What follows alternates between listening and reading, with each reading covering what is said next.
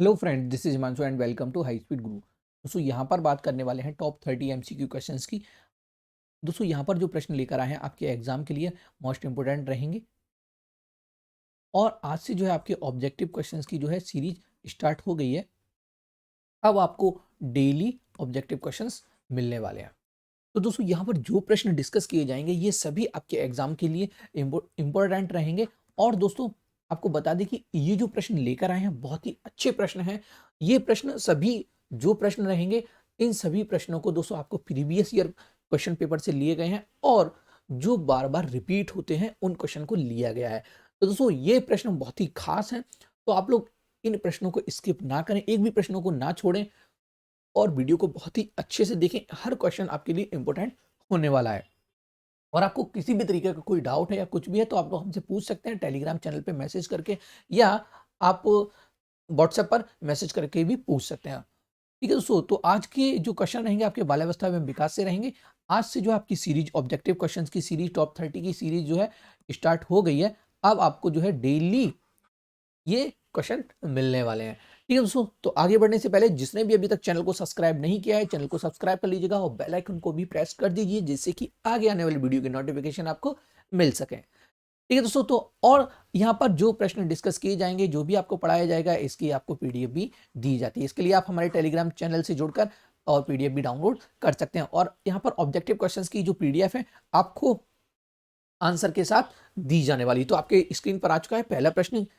Question number 1 क्या कहता है, देखते हैं कि जीवन के प्रथम 2 वर्षों में बालक अपने भविष्य की आधारशिला रखता है, यह कथन किसका है।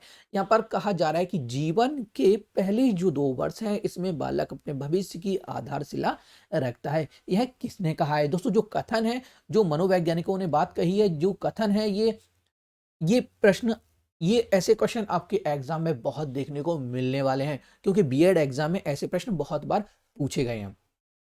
और यहाँ पर जो हम प्रश्न लेकर आए हैं आपके कथन वाले, ये प्रीवियस ईयर से ही हमने लिए हैं। तो याद रखिएगा ये प्रश्न आपको याद ही करने पड़ेंगे। अगर आपको ये याद नहीं है तो आपका आंसर जो है गलत चला जाएगा। तो यहाँ पर जो हम आपको कथन बता रहे हैं उनको आप अच्छे से याद कर लीजिएगा, रट लीजिएगा, और जिससे कि आपका आंसर गलत ना हो। तो आपका आंसर जो चला जाएगा ए के साथ चला जाएगा। स्ट्रैंग ने क्या कहा है कि जीवन के प्रथम 2 वर्षों में बालक अपने भविष्य की आधारशिला रखता है। ठीक है, याद रखिएगा भविष्य की आधारशिला रखता है। कब? बालक प्रथम 2 वर्षों में, यह किसने कहा है? स्ट्रैंग ने कहा है। अगले प्रश्न की बात करते हैं। अगला है कल्पना सृष्टि का नायक स्वयं शिशु होता है, यह कथन किसका है। कल्पना सृष्टि का जो नायक है वो कौन है? स्वयं शिशु होता है, यह कथन किसका है। आंसर जाएगा आपका रॉस के साथ, टिक कर लीजिएगा ऑप्शन नंबर बी। अगले प्रश्न की बात करते हैं।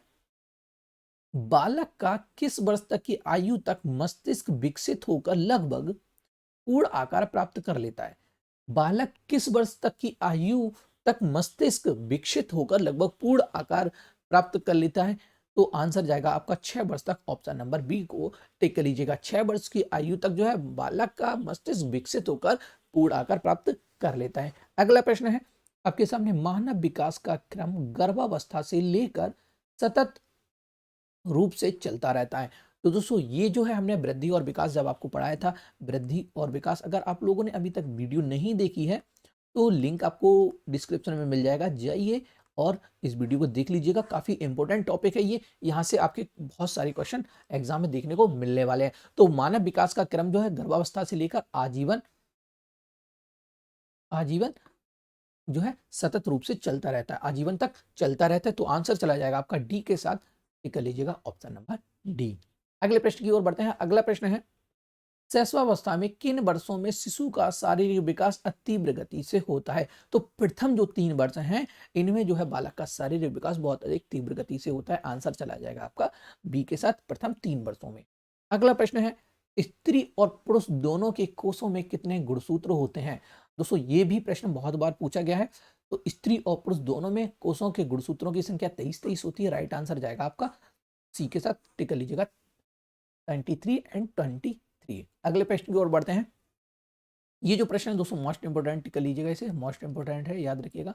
ये है बीज कोष की निरंतरता के नियम के प्रतिपादक है। यहाँ पर पूछा जा रहा है कि बीज कोष जो है, इन बीज कोष की निरंतरता के नियम के प्रतिपादक कौन है। तो इसका आंसर जाएगा आपका बीजमैन को। बीजमैन जो है आपके बीज कोष की निरंतरता के नियम के प्रतिपादक हैं। इन्होंने बताया कि जो बीजकोष है इसका कार्य जो होता है, बीजकोष का कार्य जो है आपका उत्पादक कोषों का निर्माण करना, उत्पादक कोषों का निर्माण करना, उत्पादक कोषों का निर्माण करना होता है। और इन्होंने बताया कि जो बीजकोष होते हैं ये पीढ़ी दर पीढ़ी, पीढ़ी दर पीढ़ी चलते रहते हैं, पीढ़ी दर पीढ़ी। यानी जैसे कि जो बालक को अपने माता पिता से मिलता है, कोई बालक है, बालक को जो अपने माता पिता से मिले हैं और फिर बालक उनको अपने बच्चों को देता है, ठीक है, यानी हस्तांतरित कर देता है, पीढ़ी दर पीढ़ी चलते रहते हैं। उस बाबा को मिले होंगे आपके पापा को, और आपको मिले हैं आपके पापा से, और आप देंगे अपने बच्चों को, ठीक है। तो ये बीजकोष जो है ये उत्पादक कोषों का निर्माण करता है। ये बीजकोष का निरंतरता का नियम किसने दिया है? बीजमैन ने दिया है। राइट आंसर चला जाएगा आपका सी के साथ। अगला है आपका, बालक अपने माता पिता के विशिष्ट गुणों का त्याग करके सामान्य गुणों को ग्रहण करता है। बालक जो है अपने माता पिता के विशिष्ट गुणों को त्याग देता है और सामान्य गुणों को ग्रहण करता है। यह कौन सा नियम बताता है? तो आंसर जाएगा आपका प्रत्यागमन का नियम। देखिए प्रत्यागमन जो है, ये शब्द प्रत्यागमन का इसका जो अर्थ होता है वो होता है विपरीत, विपरीत होना, ठीक है। और अगर आपसे पूछा जाए कि बालक अपने माता पिता के विशिष्ट गुणों का त्याग करके सामान्य गुणों को ग्रहण करता है, ये किसने कहा है? तो आपका जाएगा आंसर सोरेनस, ठीक है, इन्होंने कहा है, ठीक है। इन्होंने बताया कि बालक में जो है माता पिता के विपरीत भी, बालक में माता पिता के विपरीत गुण देखने को मिलते हैं। जैसे अगर मान लिया कि बालक जो है आपका आपका बालक, यानी आपके पिताजी जो हैं, आपके पिताजी अगर वो प्रतिभाशाली हैं, आपके माता पिता जो है कैसे हैं? प्रतिभाशाली हैं, तो उनका बालक जरूरी नहीं कि वो प्रतिभाशाली हो, वह मंदबुद्धि भी हो सकता है। यानी इन्होंने कहा कि बालक, अगर बालक के माता पिता प्रतिभाशाली हैं तो बालक प्रतिभाशाली होगा, ऐसा कोई जरूरी नहीं है, वह मंदबुद्धि भी हो सकता है। या ऐसे कहें कि बालक के माता पिता मंदबुद्धि हैं तो उनका, बालक के माता पिता अगर मंदबुद्धि हैं तो बालक जो है प्रतिभाशाली हो सकता है, ठीक है। ये किसने कहा? सोरेनस ने कहा है। आगे बात करते हैं, अगले प्रश्न की ओर बढ़ते हैं। अगला है, ब्रूनर का सिद्धांत विकास के सिद्धांत की कितनी अवस्थाएं बताई हैं? ब्रूनर का संज्ञानात्मक जो विकास सिद्धांत है, इन्होंने कितनी अवस्थाएं बताई हैं? तो इन्होंने जो है दोस्तों 3 अवस्थाएं बताई हैं। आंसर जाएगा आपका बी के साथ। ये 3 अवस्थाएं कौन कौन सी बताई हैं? पहली जो बताइए वो बताइए संक्रियात्मक, संक्रियात्मक विधि, संक्रियात्मक विधि, ठीक है। इसे जो है क्रियात्मक भी कहा जाता है, क्रियात्मक विधि, ठीक है। और जो दूसरी दी है, दूसरी बताई है आपको दृश्य, दृश्य प्रतिबिंब प्रतिमान विधि, दृश्य प्रतिमान, या इसे जो है प्रतिबिंबात्मक, प्रतिबिंबात्मक, प्रतिबिंबात्मक विधि भी कहा जाता है। और जो तीसरी दी है वो दी है आपकी सांकेतिक,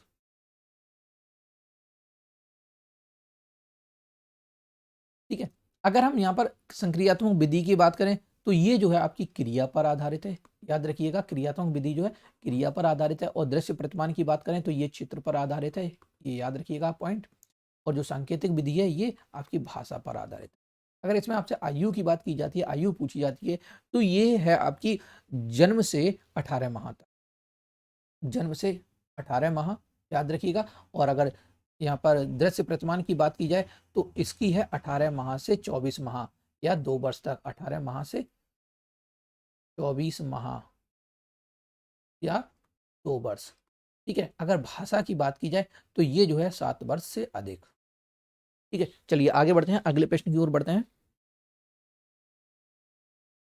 अगला प्रश्न है आपके सामने, शिशु में काम प्रवृत्ति बहुत प्रबल होती है पर वयस्कों की भांति उसकी अभिव्यक्ति नहीं होती, यह कथन क्या है? देखिए शिशु में काम प्रवृत्ति जो है बहुत प्रबल होती है, लेकिन वयस्कों की भांति उसकी अभिव्यक्ति नहीं होती। यह कथन किसका है? दोस्तों ये जो कथन है आपका सिगमंड फ्रॉयड ने दिया है। राइट आंसर चला जाएगा आपका डी के साथ, सिगमंड फ्रॉयड। अगले प्रश्न की ओर बढ़ते हैं। बाल्यावस्था को जीवन का अनोखा काल किसने कहा है? दोस्तों मोस्ट इंपोर्टेंट प्रश्न है, जीवन का अनोखा काल बाल्यावस्था को कॉल एवं ब्रुश ने कहा है। राइट आंसर जाएगा डी के, कॉल एवं ब्रुश। अगला प्रश्न है, इस मनोवैज्ञानिक ने बाल्यावस्था को मिथ्या परिपक्वता का काल कहा है? तो मिथ्या परिपक्वता का काल रॉश ने कहा है। राइट आंसर ए के साथ जाएगा। दोस्तों ये जो प्रश्न है ना कि बाल्यावस्था को किसने क्या कहा है और कि मिथ्या परिपक्वता काल किसने कहा है या आपका जीवन का अनोखा काल किसने कहा है, तो ये प्रश्न बहुत बार पूछे गए हैं और कई बार पूछे भी जाते हैं। और आपको बता दें ये बीएड के साथ साथ आपके टेट और सीटेट में भी बहुत बार पूछे जाते हैं। तो इन प्रश्नों को आप अच्छे से देखिएगा कि बाल्यावस्था को मिथ्या परिपक्वता का काल किसने कहा है? रॉस ने कहा है। ठीक है, टिक कर लीजिएगा ऑप्शन नंबर ए। अगले प्रश्न की ओर बढ़ते हैं। अगला है, गंदी अवस्था कहा जाता है। देखिए गंदी अवस्था किसे कहा जाता है? गंदी अवस्था बाल्यावस्था को कहा जाता है। क्या होता है इस अवस्था में? आप खुद सोचिएगा, या आप जब बालक थे तो आपको खुद को याद कीजिए, जब आप बाल्यावस्था में थे। पहले तो हम बता दें कि बाल्यावस्था की आयु क्या है। ये हम आपको वैसे बाल विकास की अवस्थाओं की वीडियो दे चुके हैं। अगर आपने नहीं देखी है, जाइए, लिंक डिस्क्रिप्शन में मिल जाएगा, वहां से जाकर आप वीडियो देख सकते हैं।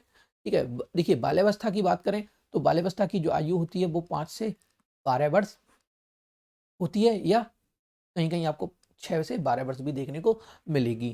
ठीक है, अलग अलग विद्वानों के अनुसार अलग अलग दी गई हैं। और अगर हम बात करें बाल विकास की प्रथम अवस्था की, यानी विकास की अवस्था की प्रथम अवस्था की बात करें तो वो है शैशवावस्था। इसका जो है ये 0 से आपकी है 5 वर्ष। ठीक है, किशोरावस्था की बात करें तो 12 से 18 वर्ष तक। ठीक है, या 13 से 18 वर्ष ये आपको देखने को मिलेगी। प्रौढ़ावस्था की बात करें तो यानी 19 प्लस। ठीक है, तो यहाँ पर पूछा जा रहा है कि गंदी अवस्था कहा जाता है, तो वो कहा जाता है बाल्यावस्था को, क्योंकि इस समय क्या होता है, बालक खेल कूद में रहता है। बालक जो है खेल कूद में रहता है। जब आप छोटे होंगे तो आप भी खेल कूद में रहते होंगे, और बहुत अधिक उछल कूद में रहता है बालक, बहुत अधिक उछल कूद में रहता है। यानी पूरे दिन होता क्या, इस अवस्था में बालक का घर में ठिकाना ही नहीं रहता, वो पूरे दिन घूमता रहता है इधर से उधर। आप भी जब बालक होंगे, यानी जब आप बाल्यावस्था में होंगे, तो जब आप बाहर से खेल कर आते होंगे, एकदम कपड़े कैसे हो जाते हैं मेरे, भाई मैं अपना बताऊं, मेरे तो मिट्टी में एकदम, क्या ही बताएं अब आपको, इतने कपड़े गंदे हो जाते। जब घर पे आता था ना तो इतना मम्मी जो है इतना डांटती थी, बहुत ही ज्यादा। तो आप लोगों को भी डांट बेशक पड़ी होगी, ये तो ऐसा नहीं है कि किसी की डांट खेल में ना पड़ी हो अगर आप गंदे हुए हैं तो। ठीक है, गंदी अवस्था कैसे कहा जाता है? बाल्यावस्था को कहा जाता है। अगले प्रश्न की ओर बढ़ते हैं। अगला प्रश्न है, प्रारंभिक विद्यालय आयु। ये भी दोस्तों अच्छा है, प्रारंभिक विद्यालय की आयु जो है किस अवस्था को कहा जाता है? तो ये प्रारंभिक विद्यालय की आयु भी जो है बाल्यावस्था को कहा जाता है। राइट आंसर आपका बी के साथ। अगले प्रश्न की ओर बढ़ते हैं। वैलेंटाइन ने किस काल को सीखने का आदर्श काल कहा है? ये भी प्रश्न दोस्तों बहुत अच्छा है। सीखने का आदर्श काल वैलेंटाइन ने इस काल को कहा है? आंसर जाएगा आपका शैशवावस्था को। शैशवावस्था को कहा है। आयु हम बता चुके हैं आपकी 0 से कितनी, 5 वर्ष। ठीक है, बाल्यावस्था की फिर से देख लीजिएगा, 12 से, ये है बाल्यावस्था की 5 से 12 वर्ष या 6 से 12। ठीक है, याद रखिएगा। किशोरावस्था की अगर बात करें तो 12 से 18 वर्ष, और प्रौढ़ावस्था की अगर बात करें तो आपको बता दिया है कि 19 वर्ष प्लस या 18 प्लस। ठीक है, चलिए आगे बढ़ते हैं। ये था सीखने का आदर्श काल, कहा है वैलेंटाइन ने, कहा है किसे कहा है, किस शैशवावस्था को कहा है। आंसर आपका चला जाएगा बी के साथ। अगले प्रश्न की बात करते हैं। अगला है, फ्रॉयड ने बालकों के मातृ प्रेम भाव को नाम दिया है। दोस्तों ये जो है आपका बहुत अच्छा प्रश्न है, इंपॉर्टेंट प्रश्न है। देखिए यहां पर समझ लेते हैं। अगर एडिपस जो है ग्रंथि की बात करें, एडिपस ग्रंथि जो है, इसमें क्या होता है, जो है पुत्र माता के प्रति प्रेम रखता है, माता के प्रति, और जो इलेक्ट्रा कॉम्प्लेक्स है, यानी इलेक्ट्रा जो भावना ग्रंथि है, इसमें जो है आप पुत्री पिता के प्रति, पुत्री जो है पिता के प्रति प्रेम भाव अधिक रखती है। ठीक है, तो ये कहा गया, यहां पर पूछा जा रहा है कि फ्रायड ने लड़कों के मातृ प्रेम की बात की जा रही है, भाव को नाम दिया, तो एडिपस भावना ग्रंथि। राइट आंसर ए के साथ चला जाएगा। बढ़िया, अगले प्रश्न की ओर बढ़ते हैं। अगला है, एक बच्चा कक्षा में प्राय प्रश्न पूछता है, उचित रूप में इसका अर्थ है कि वह शरारती है। देखिए बहुत ही अच्छा प्रश्न है, सेंस लगाइए, थोड़ा सा आंसर लगा देंगे आप। एक बच्चा कक्षा में जो है प्रश्न पूछता है और उचित रूप से इसका क्या अर्थ होगा, वह शरारती है, भाई ये तो गलत हो जाएगा। और वह असामान्य है, ये भी गलत हो जाएगा। वह अधिक जिज्ञासु है, यानी जब उसमें जानने की इच्छा है, वह अधिक जिज्ञासु है, उसकी क्यूरियोसिटी है, तो वह क्या है, बार बार प्रश्न पूछ रहा है आपसे। तो राइट आंसर चला जाएगा आपका सी के साथ, वह अधिक जिज्ञासु है। एक बच्चा कक्षा में प्राय प्रश्न पूछता है और उचित रूप से इसका अर्थ है कि वह अधिक कैसा है, जिज्ञासु है। अगले प्रश्न की बात करते हैं, बच्चे की जिज्ञासा यानी क्यूरियोसिटी शांत करनी चाहिए जब शिक्षक फुर्सत में हो, यानी बच्चे की जानने की कुछ इच्छा है, अभी उसने आपसे कोई प्रश्न पूछा है या अभी उसने आपसे कुछ भी पूछा हो, तो उसकी जो जानने की इच्छा है वो जब शिक्षक फुर्सत में हो तब उसे बताना चाहिए। कब बताना चाहिए, जब शिक्षक फुर्सत में हो। भाई ऐसा तो नहीं है, ऐसा नहीं है कि आप बाद में बताएं, ऐसा नहीं। अगर आप बालक ने अभी आपसे पूछा तो आपको तुरंत ही तत्काल ही उसका समाधान करना चाहिए। बालक ने अभी आपसे प्रश्न किया है तो तत्काल उसका समाधान बालक को देना है आपको, ठीक है। अगला है जब विद्यार्थी फुर्सत में हो, ये भी आपका गलत हो जाएगा। तत्काल जब विद्यार्थी द्वारा जिज्ञासा की गई, तो आंसर आपका इसका भी सी के साथ चला जाएगा, ठीक है। आंसर कर लीजिएगा सी, ठीक। दोस्तों पिछले प्रश्न में एक बात और देख लेते हैं।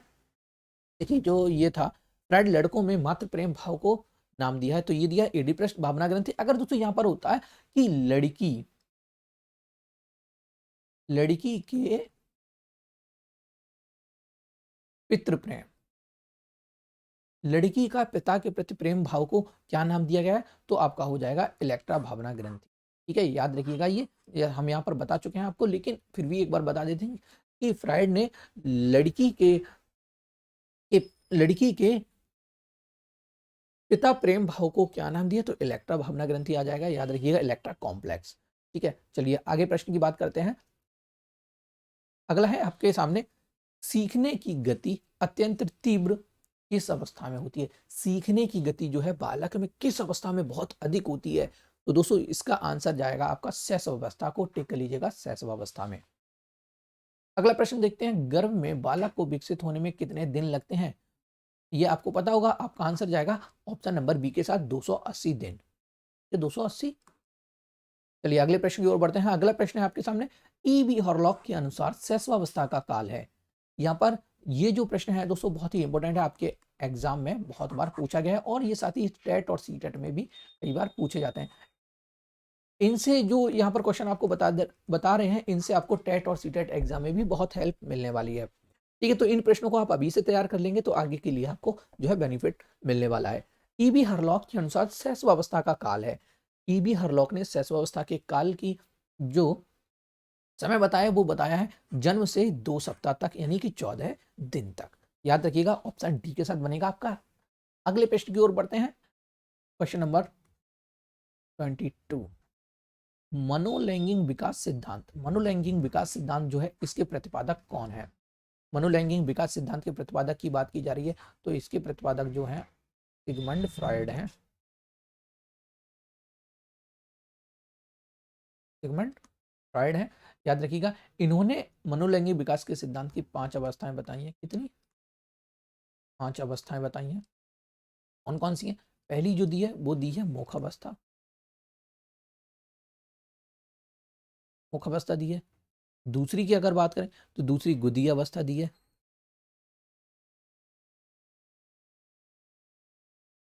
ठीक है। और तीसरी की बात करें तो तीसरी दी है इन्होंने फैलिक स्टेज, यानी कि लैंगिक लैंगिक अवस्था, लैंगिक अवस्था, या इसे जो है फैलिक अवस्था भी कहते हैं, फैलिक अवस्था, ठीक है। और चौथी जो दी है आपकी गुप्त अवस्था,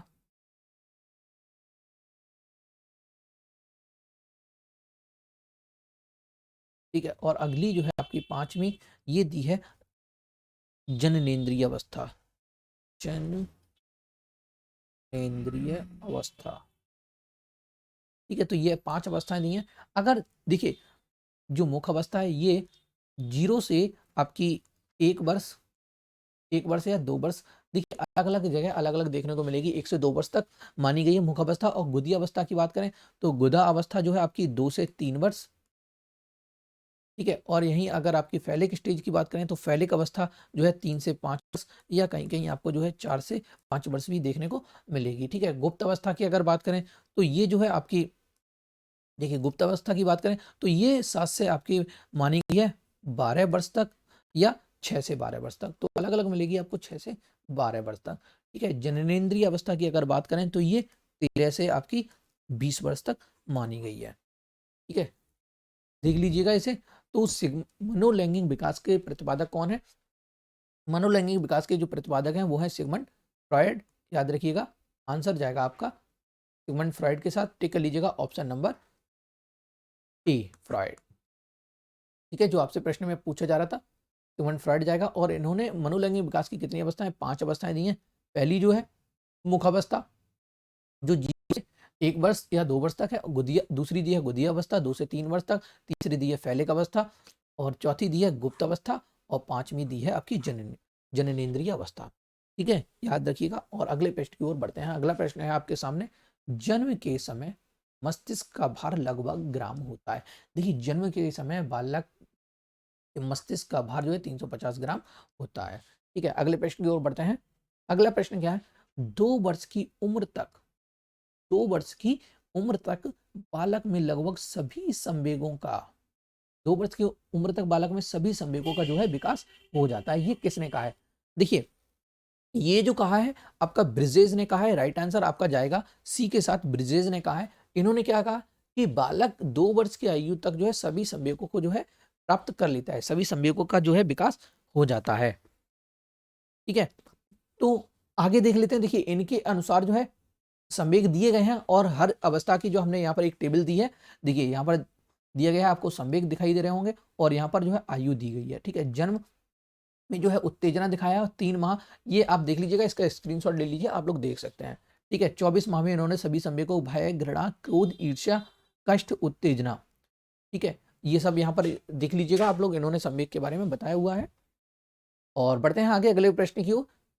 अगला प्रश्न है, एक बच्चा कक्षा में प्राय प्रश्न पूछता है, उचित रूप में इसका अर्थ है कि एक बच्चा है वह क्लास में क्या करता है? बार बार प्रश्न पूछता है और इसका अर्थ क्या होगा कि वह बालक शरारती है। अगर वह शरारती है तो अधिक प्रश्न करेगा, आंसर आपका गलत हो जाएगा। ये वह असामान्य है, ये भी गलत हो जाएगा। वह अधिक जिज्ञासु है या वह प्रतिभाशाली, तो आंसर जाएगा आपका सी के साथ, वह अधिक जिज्ञासु। दोस्तों पहले प्रश्न शायद यही था या इसी के जैसा था, एक प्रश्न हो चुका है पीछे, रिपीटेड ही है ये।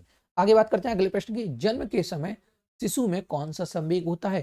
देखिए जन्म के समय जो बालक में है उत्तेजना दिखी जाती है, राइट आंसर जाएगा आपका डी के साथ, स्टिमुलस, ठीक है, टिक कर लीजिएगा ऑप्शन नंबर डी। अगले प्रश्न की ओर बढ़ते हैं। अगला प्रश्न है, अभिवृद्धि में परिवर्तनों को देखा व नापा जा सकता है। देखिए अभिवृद्धि एवं विकास आपको पढ़ा चुके हैं, अभिवृद्धि को जो है नापा व देखा व नापा जा सकता है। अभिवृद्धि जो आपकी कैसी मात्रात्मक होती है, ठीक है, और विकास की बात करें तो मात्रात्मक और गुणात्मक, यानी परिमाणात्मक और गुणात्मक दोनों ही होता है। तो आपका आंसर चला जाएगा वो अभिवृद्धि में परिवर्तनों को जो है देखा व नापा जा सकता है, राइट आंसर ए के साथ जाएगा। अगले प्रश्न की ओर बढ़ते हैं। विकास की प्रत्येक अवस्था में बालक में होते हैं, विकास की प्रत्येक अवस्था में बालक में क्या होते हैं? परिवर्तन होते हैं, आंसर जाएगा आपका ए के साथ। हर अवस्था में बालक में परिवर्तन आपको देखने को मिलते हैं। चलिए आगे, अभिवृद्धि अभिवृद्धि और विकास की प्रक्रियाएं उसी समय से आरंभ हो जाती हैं जिस समय बालक गर्भाधान में होता है, यानी गर्भाधान के समय से ही बालक में विकास की प्रक्रिया शुरू हो जाती है, राइट आंसर बी के साथ चला जाएगा, ठीक है। अब आपके सामने है लास्ट प्रश्न, क्या है दोस्तों? अभी तक आपने चैनल को सब्सक्राइब नहीं किया तो सब्सक्राइब कर लीजिएगा, क्योंकि यहाँ से जो है आपको डेली इंपॉर्टेंट क्वेश्चन और बहुत ही अच्छे क्वेश्चन मिलने वाले हैं। अगर वीडियो पसंद है तो दोस्तों कमेंट जरूर करके जाइएगा, और ये जो वीडियो है अपने कॉलेज ग्रुप में और अपने फ्रेंड्स को जरूर शेयर कीजिएगा, जिससे कि दूसरों की भी हेल्प हो सके, ठीक है दोस्तों। चलिए देखते हैं प्रश्न क्या है। क्वेश्चन नंबर है 30। मेंडल के नियम के प्रतिपादक थे। मेंडल के नियम के प्रतिपादक थे ग्रेगर जॉन मेंडल, ठीक है, आंसर आपका जाएगा ए के साथ। और दोस्तों आपको बता दें कि जो ग्रेगर जॉन मेंडल हैं, इनको आनुवांशिकता का जनक भी कहा जाता है, आनुवांशिक का जनक, ठीक है। जॉन मेंडल को कहा जाता है, इन्होंने जो है मटर पर प्रयोग किया था, मटर पर, याद रखिएगा, मटर पर प्रयोग किया था। हम आपको जो है इनका नियम देने वाले हैं, आपको वीडियो मिलेगी मेंडल के नियम की, ठीक है। तो चैनल को आप लोग सब्सक्राइब कर लीजिएगा और लाइक कमेंट करके जाइएगा और वीडियो को ज़्यादा से ज़्यादा शेयर कर दीजिएगा। Thank you.